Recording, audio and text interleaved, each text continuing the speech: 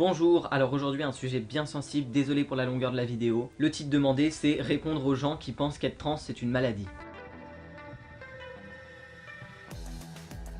Alors forcément, comme les normes sur les corps et sur les identités ont été posées il y a depuis très longtemps, tout ce qui s'en éloigne est anormal. Et avec toutes les études sur la psychologie, beaucoup plus récentes d'ailleurs, sur l'apparition de la psychanalyse, depuis le début du 19e, en fait, on a tendance à mettre tout ce qu'on comprend pas sur le compte du trouble mental à la maladie mentale. Surtout quand on n'est pas concerné et qu'on observe le truc de l'extérieur. Les personnes trans ont toujours existé, il suffit de chercher un petit peu dans l'histoire, on en trouve à toute époque, dans toutes les civilisations, toutes les cultures, pour peu que dans cette culture le genre existe. Alors je vais essayer de répondre à cette question avec l'histoire, avec l'évolution des définitions, des classifications, la réappropriation du vocabulaire et l'autodétermination des personnes concernées, la psychiatrisation et la médicalisation chronique, leurs enjeux et leurs limites avec beaucoup de documentation et de citations de gens qui ont étudié plus longtemps que moi la question.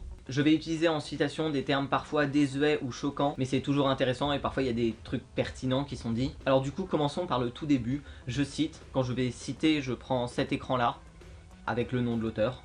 Le transsexualisme est une invention médicale récente dans l'histoire de la médecine. Elle a pris la forme d'une entité nosographique autonome de l'homosexualité en 1953 sous la plume d'Harry Benjamin, un endocrinologue américain. Les vrais transsexuels ont le sentiment qu'ils appartiennent à l'autre sexe. Ils veulent fonctionner en tant que membres du sexe opposé et non pas seulement paraître comme tels.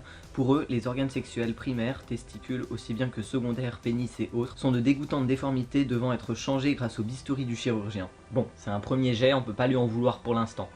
Ce n'est qu'à partir des années 1970 en France qu'une offre de psychiatrisation s'est déployée. Des protocoles psychiatriques sont alors venus encadrer les demandes de changement de sexe. L'analyse des reportages télévisuels sur la question, comme le propose notamment Karine Espira, on reparle d'elle après, montre bien ce glissement d'une demande de médicalisation à une réponse en termes psychiatriques.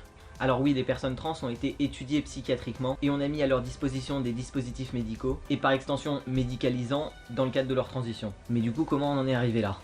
Lorsque les médecins, les psys se sont penchés sur la question trans il y a déjà quelques décennies, les homosexuels prenaient la parole et se sortaient de la pathologisation et de la criminalisation. C'était le temps du Front homosexuel d'action révolutionnaire, puis de l'émergence des associations gays et lesbiennes qui firent évoluer le regard sociétal, passant de la déviance à l'orientation sexuelle revendiquée.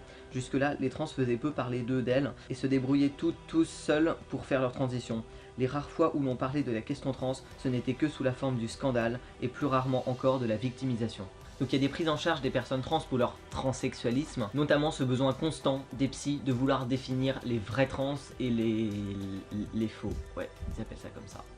Le diagnostic de transsexualisme est alors établi lorsque la constante désir de changer de sexe est avérée et que cette dysphorie de genre provoque une souffrance significative. La psychiatrie s'assure aussi, sur la base de tests différentiels notamment, que les symptômes de la demande soient bien associés au syndrome de transsexualisme. Plus un besoin de stérilisation pour changer d'état civil obligatoirement. Il faut donc souffrir pour être un vrai transsexuel primaire, dont la transsexualité, le transsexualisme s'exprime depuis l'enfance, et donc ressentir de la dysphorie. Si tu sais pas ce que c'est que la dysphorie, regarde ma vidéo là. L'absence de souffrance cliniquement constatée est interprétée comme un critère permettant aux équipes hospitalières de faire le tri entre les personnes atteintes de transsexualisme et celles qui ne le sont pas. Un rapport de la Haute Autorité de Santé de 2009 dit que les causes du transsexualisme restent encore inconnues. La Haute Autorité de Santé qui est le nouveau médiateur institutionnel, le relais rouage validant le fait que l'État, par la voix de ses experts, dit ce qui est normal et sain, acceptable et intelligible et ce qui ne l'est pas. Du coup, on a une acceptation des caractérisations d'affection mentale de la part des personnes trans en échange d'une reconnaissance d'intégration dans les termes de normes de la société. C'est-à-dire que du coup, les personnes trans se sont adaptées au système qu'on a mis en place pour elles, alors que ça aurait dû être le système qui aurait dû s'adapter à leur fonctionnement finalement. Mais on se pose peu la question de la souffrance trans en fait. Selon certaines psy à se pencher sur la question, il n'y a que le trouble du transsexualisme, le trouble de l'identité de genre qui causerait leur souffrance. Mais certaines personnes, plus éclairées que Colette Chilan, qui disait que tous souffrent, constatent que la logique est inversée. Ce n'est pas l'observation d'une souffrance de genre ou son anticipation qui nécessite des épreuves médicales, mais à l'inverse, c'est l'accumulation des épreuves sociales, familiales et aussi médicales qui peut entraîner la vulnérabilité. Si la souffrance individuelle existe toujours, elle est liée à une série de paramètres, aux facteurs discriminants fabriquant ce sujet impossible et en le plaçant dans un contexte de survie et d'urgence que la clinique va venir traiter, au refoulement massif lors du développement de l'enfant, entraînant de graves carences affectives, à l'ignorance de l'entourage, à l'absence de réception en termes de place et de médiation dans la société, à une discrimination et une opprobre culturellement acceptée, qu'est la transphobie, sur lesquelles vont prospérer les praticiens et auteurs. Du coup, la transidentité n'est plus en soi un facteur excluant, mais un facteur aggravant l'exclusion. Par ailleurs, les discriminations sociales dont sont victimes les personnes trans sont considérées comme à l'origine de troubles mentaux chez certaines d'entre elles particulièrement vulnérables. Mais ça, c'est quelque chose qui n'est pas compris par bon nombre de psys et d'équipes hospitalières qui ont un pouvoir de décision énorme sur la vie des personnes trans, comme on l'a vu avant. Et ça, c'est le résultat d'interprétations erronées et d'études bancales menées par des voix qui ont beaucoup plus de poids que les voix des personnes trans. Je pense pas du tout à Colette Chilan qui a été présidente d'honneur de la SOFECT, la Société d'études et de prise en charge du transsexualisme, qui correspond aux équipes hospitalières auto-proclamées officielles actives encore aujourd'hui. Socialement, l'histoire des transidentités suit un chemin d'individus isolés dans une histoire incongrue et étrange, rendue tabou par une forme de prise en charge qui transforme le sujet en un problème transsexuel. L'étiquette trouble mental ou même trouble tout court est vécue comme stigmatisante. Elle peut l'être, mais ce n'est pas le fait du médecin, du psychiatre, c'est le fait de la société. Freud a contribué à abattre la barrière entre le normal et pathologique, entre le patient et le psychiatre. Tout terme, quel qu'il soit, devient stigmatisant lorsqu'il connote une réalité qui pose problème. Le DSM-5 propose Gender Incongruence, l'incongruence de genre. Est-il préférable d'être incongru plutôt que troublé ? Alors c'est une remise en cause qui vient du point de vue de la WPATH, World Professional Association of Transgender Health, donc l'association professionnelle mondiale de la santé trans, qui préfère les termes de dysphorie de genre plutôt qu'incongruence de genre, et qui considère qu'être transgenre ne constitue en rien une maladie psychiatrique. Cependant, les troubles associés à l'expression de genre résident dans des formes de détresse ainsi que dans les conséquences psychiatriques de cette détresse. Le critère D pour Distress and Impairment, qui est une des bases du diagnostic, peut poser problème dans la mesure où tous les candidats au changement de sexe ne présentent pas ce sentiment de détresse ou d'inconfort et fonctionneraient plutôt bien au plan psychologique. Bah oui, on fait quoi des personnes trans qui n'ont pas de dysphorie? Est-ce que du coup ce sont pas des vraies personnes trans? Bien sûr, un tel parcours amène forcément des questionnements importants, nécessitant un accompagnement social et psychologique bienveillant et sans jugement que n'offrent pas les praticiens hospitaliers spécialisés. Bien au contraire, ceux-ci ralentissent sciemment l'épanouissement des patients suivis au sein de leurs équipes pluridisciplinaires en les enfermant dans des carcans dogmatiques et passéistes qu'ils nomment protocoles. Durant toutes ces décennies, les quelques médecins qui se positionnent en spécialistes trans campent sur leur position binaire. Une transsexuelle est un homme qui désire de façon délirante vivre en femme et vice-versa. Au-delà du salut, la question trans n'est peut-être selon eux que médicale et avant tout psychiatrique. Il faut tout verrouiller afin que nul n'échappe à leur mainmise. C'est ça, c'est qu'il y a un programme qui pèse sur les personnes trans et il faut absolument avoir le contrôle de ces personnes. Il faudrait pas qu'elles fassent ce qu'elles veulent. Mais tout ce programme ne semble plus aussi bien fonctionner. Tout ce qui faisait tenir le transsexualisme se déséquilibre en égard aux pratiques des individus. Les personnes trans se réapproprient leur corps et pèsent plus que les instances médicales parce que c'est plutôt les psychanalystes qui ont besoin des personnes trans que le contraire. Les personnes trans mènent et dirigent la médicalisation. Et ça a un impact politique sur la façon dont elles sont traitées et analysées. On reparle de l'enjeu politique plus tard. À partir du moment où un groupe se revendique son identité et où la société s'en empare, il passe d'un statut subordonné qui n'a pas son mot à dire au statut d'acteur, échappant ainsi au carcan qui lui était jusque-là imposé. C'est ce qui s'est passé pour les trans. De patients, elles sont devenus acteurs-actrices et échappent désormais à cette volonté de mainmise sur leur vie, rejoignant ainsi n'importe quel citoyen. Dès lors, la psychiatrisation des trans n'a plus lieu d'être. C'est un réseau d'accompagnement pour l'accès aux droits qui serait nécessaire de construire. La psychiatrisation est analysée par la communauté trans comme un contrôle et une injonction et de fait, l'on suit à reculons dans une atmosphère morale humiliante et agressive. Comment parler de suivi quand le psychiatre est saisi de son dégoût et fait valoir des valeurs en mesurant la taille des pieds et des mains et en parlant d'endocrinologie? Que suit-on exactement? Le tri trans/normaux? Une conception morale traduite en termes de normal ou anormal? Il y a une sorte de contradiction politique de la part de l'OMS entre la nécessité de développer des classifications des maladies afin de pouvoir mesurer et évaluer la morbidité et la mortalité mondiale, et le fait de ne pas stigmatiser les personnes. Et ça, c'est une contradiction avec laquelle ils ont du mal à jongler. Le ministère de la Santé en France a adopté une nouvelle réglementation de dépsychiatrisation du transsexualisme, juste en supprimant troubles précoces de l'identité de genre, des critères pour obtenir l'ALD, mais toujours sous le code d'une pathologie en référence à la CIM-10 sous la cote F64 de transsexualisme. Donc il y a une bonne hypocrisie qui s'opère du côté médical. Opéré, médical, tu l'as ? Mais le pouvoir de changer cette constante psychiatrisation contraignante appartient aux usagers, comme on les appelle dans certains textes. Depuis que les trans ont pris la parole en France, ils, elles, n'ont eu de cesse de dénoncer la stigmatisation dont ils, elles, font l'objet de la part de quelques psychiatres, psychanalystes, psychologues, qui se sont érigés en spécialistes de la transsexualité, assénant à chaque fois que possible leur vérité. Deux positions s'affrontent, celle d'une poignée de spécialistes et celle des personnes concernées, sans que jamais les uns et les autres ne puissent s'entendre. Pour les psys, la transsexualité est une affaire médicale. Pour les trans, c'est une question de société, une question politique qui remet en cause les fondements du système car touchant au juridique et au social, au religieux et au philosophique. Cette histoire de maladie mentale, c'est même plus une question psy, de guérison ou de trouble, c'est une affaire politique. Et s'opposer à la psychiatrisation est un geste politique. Quittant la psychiatrisation et la pathologisation, les transidentités se politiquent et s'organisent autour d'associations fortes, convertissant ainsi l'imaginaire médical de sujets patients en acteurs sociaux. Les transidentités se désolidarisent ainsi des conditions diagnostiques et médicales du transsexualisme, et deviennent alors des militants, non plus des humains passifs sous l'emprise des instances médicales, mais des personnes qui revendiquent leur identité et leurs droits. Les personnes trans s'intéressent enfin à leur propre sort, enfin dès qu'elles en ont la possibilité. Il est devenu manifeste que les usagers ne sont pas des sujets supposés ne pas savoir, en particulier ne pas savoir ce que les savants sont, eux, supposés savoir. Les usagers et ceux concernés par les questions de genre, de sexualité, le font entendre encore plus clairement, et savent, et cela ne peut plus être ignoré des savants. On réclame l'autodétermination. La différence entre le savoir des usagers et celui des savants passe par là. Le savoir des usagers ne se construit pas sur le clivage entre énoncé et énonciation. Les usagers ont alors besoin de définir leur propre transidentité, en tant que concernés avec leur véritable expérience. La nécessité actuelle n'est pas de structurer des réseaux médicaux particuliers pour les personnes trans dont ceux-ci ne veulent pas. Cela reviendrait à créer une exception trans, rendant caduque le droit intangible à choisir son médecin pour les assurés sociaux. Les personnes trans se penchent sur la question et grâce à la création de groupes d'aide, voire ma vidéo qui parle des réseaux sociaux trans pour aller plus loin dans cette idée, d'internet etc, peuvent se mettre à choisir leur médecin et leur parcours. Ça c'est mauvais signe pour les équipes hospitalières, qui n'auront plus du coup le contrôle sur les personnes trans. Donc l'apparition d'internet, le choix des médecins et des parcours etc. En ce sens, les personnes trans sont passées de population stigmatisée à population minoritaire, rencontrant les mêmes soucis que toute autre minorité au sujet de l'accès aux droits, droit au travail, droit au logement, droit au papier, droit à l'égalité de traitement. Ce sont les personnes concernées qui savent mieux que quiconque ce qui est bien pour elles et comment accompagner leurs semblables.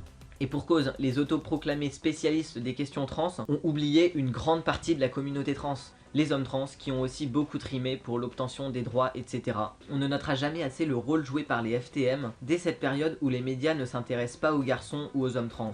L'activisme militant, associatif et politique se construit là, quelle que soit la propension médiatique, y compris celle de la mémoire transidentitaire oublieuse comme tout autre, à retenir plus aisément les profils des filles ou des femmes trans.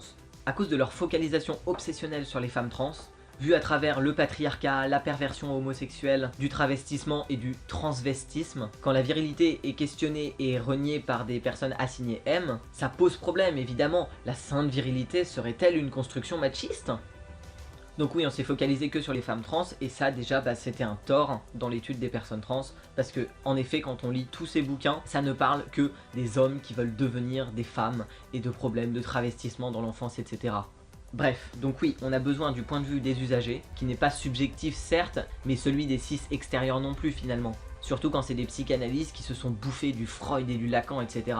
Donc on doit prendre le point de vue des concernés, et même la prise en compte de leur point de vue doit prendre en compte la perspective des droits de l'homme également.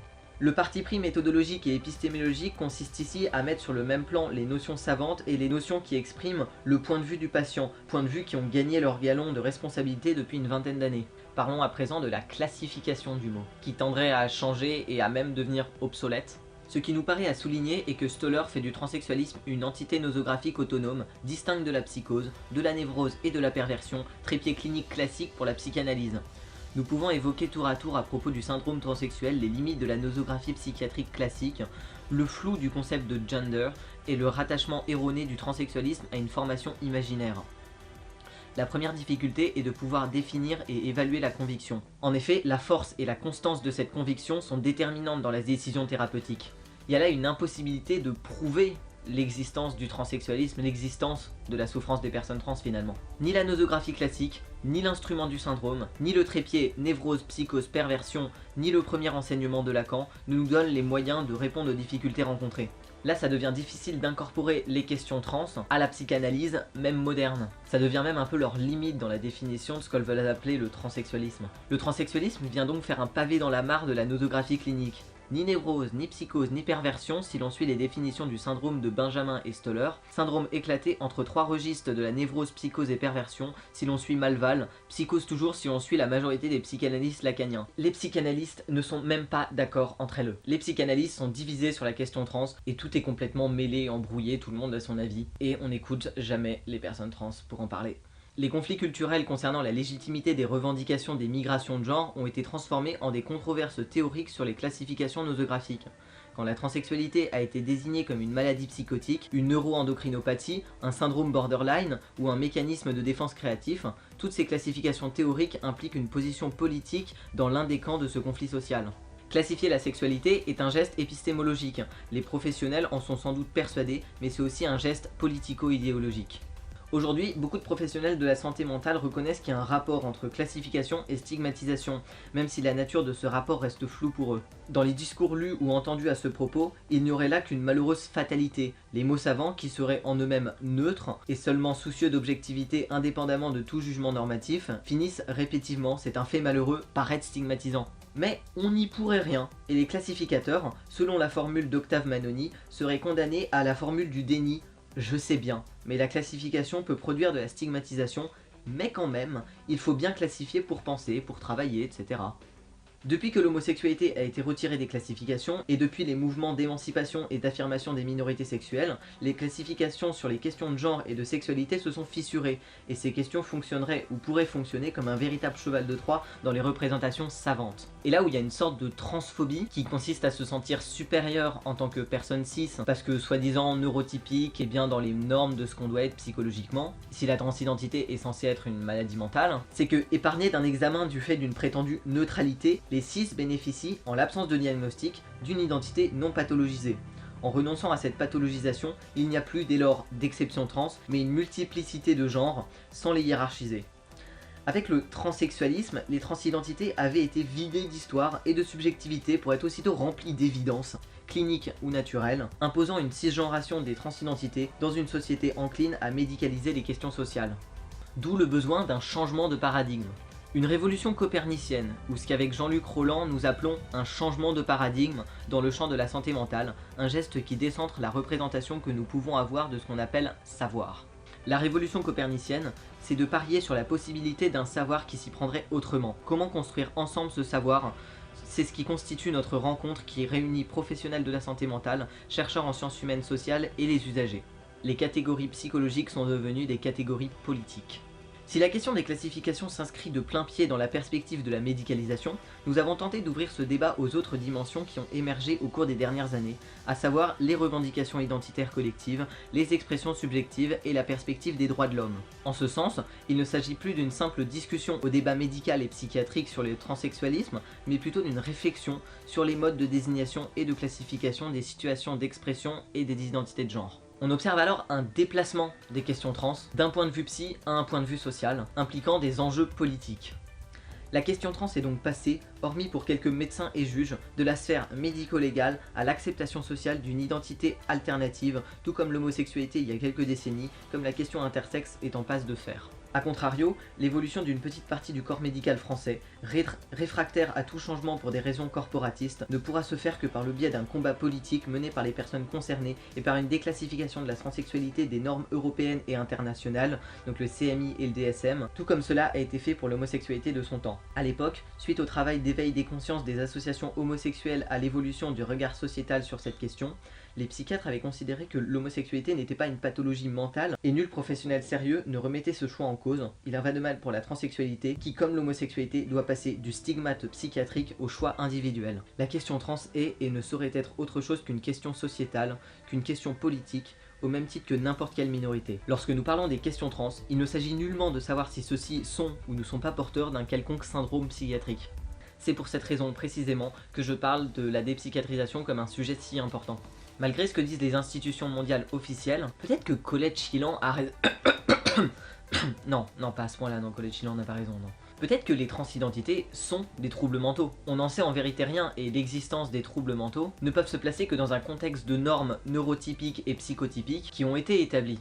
Je trouve parfois le combat de certaines personnes trans contre la psychiatrisation super méprisant, dans le sens où elles disent ne pas vouloir être considérées comme des malades mentales parce que ce serait péjoratif, parce qu'on aurait moins de valeur, parce qu'on serait un problème si on était malade. Et on n'a pas envie d'être un problème évidemment. Comme si le fait que ce soit une affection psychiatrique serait quelque chose de mauvais, et que l'état 6 était l'état sain, l'état guéri. C'est psychophobe et ça n'a pas de sens de vouloir orienter les traitements des personnes trans selon si elles sont malades mentales ou pas. Si c'est une affection psychiatrique, eh ben c'est pas grave, j'ai envie de dire. C'est pas ça qui est important. Comme le dit Vincent Guillot, et il dit beaucoup de choses Vincent Guillot et c'est super quand il ouvre sa gueule, l'important c'est de se focaliser sur la façon dont on peut prendre en charge les personnes trans de façon respectueuse, sans les considérer comme des malades à guérir, mais en écoutant leurs choix et en considérant le vocabulaire qui leur convient. La dépsychiatrisation est essentielle non seulement pour libérer les personnes trans de toutes les contraintes que ça implique, comme le besoin d'être testé psychiatriquement pour obtenir ne serait-ce qu'un traitement hormonal, mais aussi pour déconstruire le rapport des personnes trans aux équipes hospitalières et à la médecine en général, un rapport de force, de domination de la médecine sur les personnes trans